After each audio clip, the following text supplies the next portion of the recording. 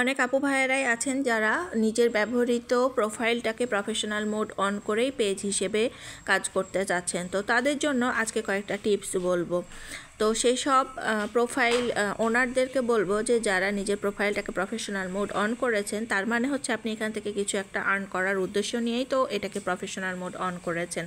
তো চেষ্টা করবেন ভিডিও যখন আপলোড করবেন তার আগেই আপনার প্রোফাইলটা ঠিক আছে কিনা সব কিছু একটু চেক করে নেবেন।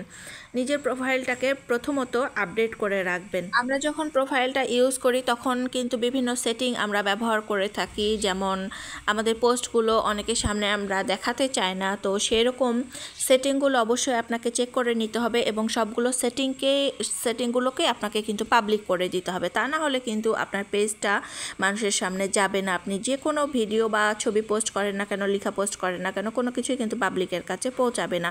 তো সেজন্য অবশ্যই সেটিংগুলো আপনাকে চেক করে নিতে হবে যেন সবগুলো সেটিংই আপনার পাবলিক করা থাকে। আর যেহেতু এটা একটা প্রোফাইল ছিল, তো সেই জন্য চেষ্টা করবেন যে আপনার ফ্রেন্ড লিস্টে কাউকে যুক্ত করার আগে আপনি নিশ্চিত হয়ে নেবেন যে সেই লোকটা আসলে বিশ্বাসযোগ্য কিনা। অপরিচিত কাউকে রিকোয়েস্ট পাঠানো থেকে সাবধানে থাকবেন, কারণ অপরিচিত যে সমস্ত ব্যক্তিকে আপনি রিকোয়েস্ট পাঠাচ্ছেন বা আপনি কারো রিকোয়েস্ট অ্যাকসেপ্ট করছেন তারাই কিন্তু আপনার এখানকার ফলোয়ার। সেই জন্য কারো রিকোয়েস্ট অ্যাকসেপ্ট করার আগে অবশ্যই ভেবে নেবেন যে ওনার রিকোয়েস্ট আপনি অ্যাকসেপ্ট করতে চান কিনা, আপনার পোস্টগুলো তার সামনে পৌঁছাক এটা আপনি চান কিনা। তারপরে অবশ্যই সতর্কতা অবলম্বন করবেন যেটাতে, সেটা হচ্ছে মেসেঞ্জার ব্যবহারে।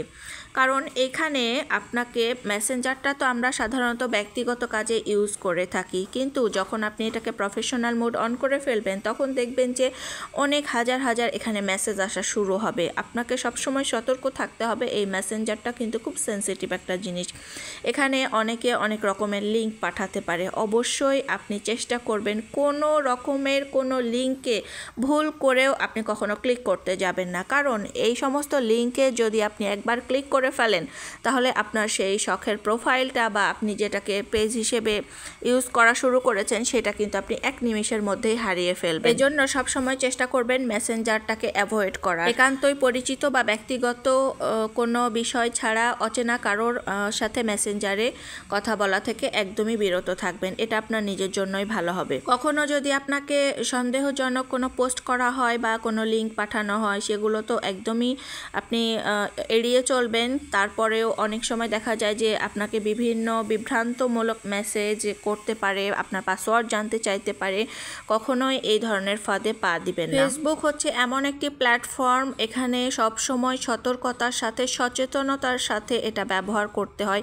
এখান থেকে আপনি যেমন একটা ভালো অভিজ্ঞতা অর্জন করতে পারবেন, এখান থেকে কিন্তু অনেকটি তিক্ত অভিজ্ঞতাও কিন্তু আপনি এক নিমিষে অর্জন করে ফেলতে পারেন। তো সেই জন্য সবসময় সতর্ক হয়ে ফেসবুকটা ব্যবহার করবেন সবাই। অপ্রয়োজনীয় জিনিস বা অপ্রয়োজনীয় ব্যক্তিকে অ্যাভয়েড করবেন।